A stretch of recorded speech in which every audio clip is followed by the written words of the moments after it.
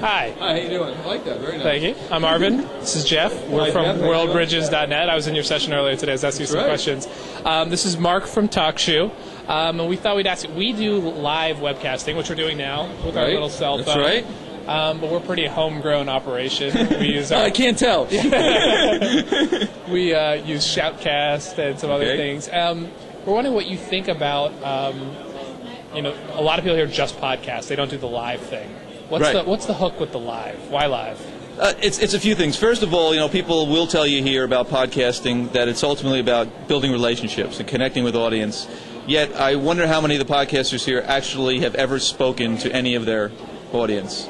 So what the live stuff gets you is the ability to touch your audience. Now, you're not going to touch 100% of your audience, but you're going to touch them either on the phone or with chat, with streaming. Somehow they're going to be on the show. And everybody's been saying for 20 years they want interactive TV, right? Interactive radio. Well, interactive podcasting, it just makes logical sense is to connect with your audience. The other thing that we found about it is that I know, I do my own podcast, and one of my podcasts I stopped doing because I didn't know what the hell else to say. And when I started getting my audience on, they knew what to say. So I turned into an interviewer. I sort of changed the format and went from more of the solo outbound podcaster into more the interactive type podcaster. It seems like a lot of podcasts kind of die out because people run out of stuff to say. We've got statistics on that because we've been around for about 11 months now, and we literally can track podcast by podcast how many episodes they made, when they made them, etc. And there's an amazing fall off between people who do like less than about 6 or 7, and then after that they're kind of there. But there's I'm talking about 85% fallout of the first 7 episodes, which basically, a 7-episode podcast isn't, it's going to die eventually in terms of its relevance. Right. But the guys who do keep going, they're doing more. We found that they're not doing 1 per week anymore. They're doing 2, they're doing 3, they're doing multiple podcasts. Wow. So once they kind of reach that threshold, they kind of get a little addicted, I guess, like anything else. Yeah. So you think 7's kind of that magic number? It seems to be in that handful-ish kind of thing where we really see the curve change after a few. Yeah. And of course, 1 is the one where most people fall out. They do 1 show and they're like, I don't want to do this. But one of the things that we've also done to help that is we pay the podcasters. So, once you start getting that check every month, things change. I have a question about that. We sometimes bridge to TalkShoe and include that in our webcast. Right. And you've sent us a total of $33, and I think we've had a total of like 20 listeners on there. Okay. How are you doing that? How do you determine who gets what money, and what's the plan for monetization? Okay, great. Well, there's a couple things. The first thing we do is just to get people started, we give people $5 per episode for the first 10 episodes. And that's per person, not because they'll do 50 podcasts, But we do that just to get people started. Then what we do is we count the number of hits that they get, the number of downloads, listens, subscriptions, all that. And it's an egalitarian model. So it doesn't matter. Leo Laporte gets 1 hit, you get 1 hit, doesn't matter. You get the same amount of money.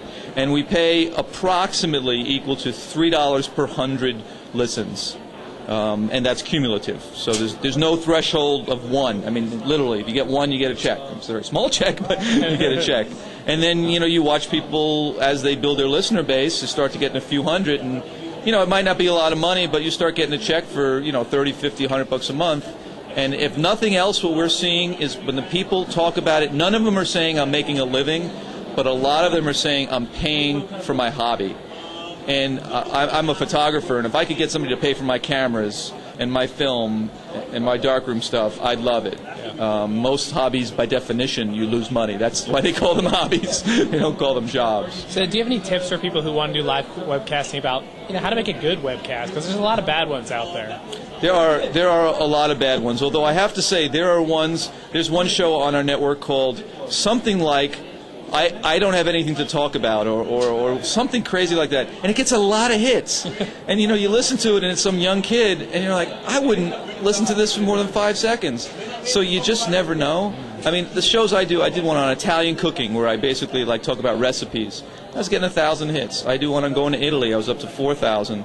I do a course from Carnegie Mellon. I'm a professor at Carnegie Mellon. That I get about 3,000 hits. Now, one is really good content. It's about a course. The other is some home recipes. And you just never know. Now, then there's the basics. The personality is number 1. Number 2 is the content. So I know a lot of my early shows, the quality, meaning the audio quality, was not very good, but the content was good. It had real information. So I'd say that's number 2. Number 3 is probably quality, because you just can't listen to crap, for forever.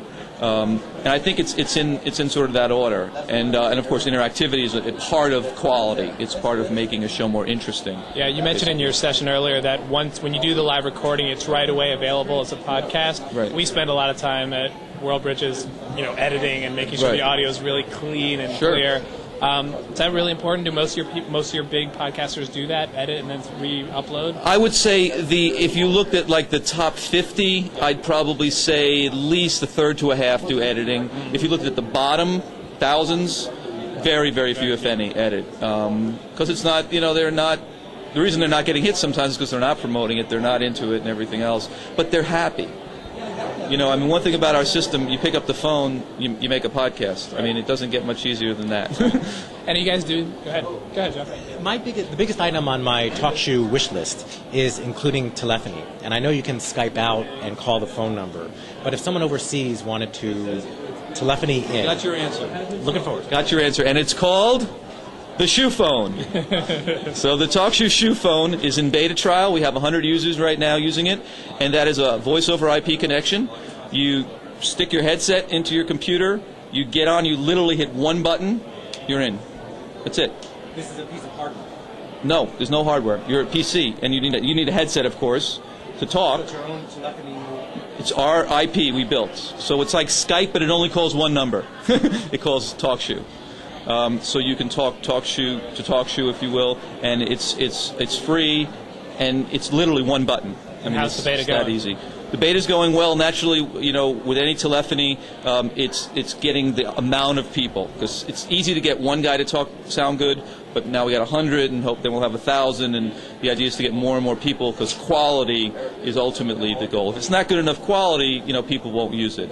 But as you know, I mean, with Skype and cell phones, and you talk about international. Hey, I'll take halfway quality if it doesn't cost me $2 a minute, from Switzerland or something. So we know the shoe phone is going to be successful. People are dying for beta. We're way oversubscribed, and it's the simplicity too. It's not just the cost. It's also the ease of connection, because it's hard to connect via Skype sometimes, or SIP connections and things like that. Sure. Oh, thank you. Anything else you want to hear our listeners to hear? No, this is great. I'm glad to be in New York. I'm from New York. Hi, Mom, and all that stuff, and it's good to be here.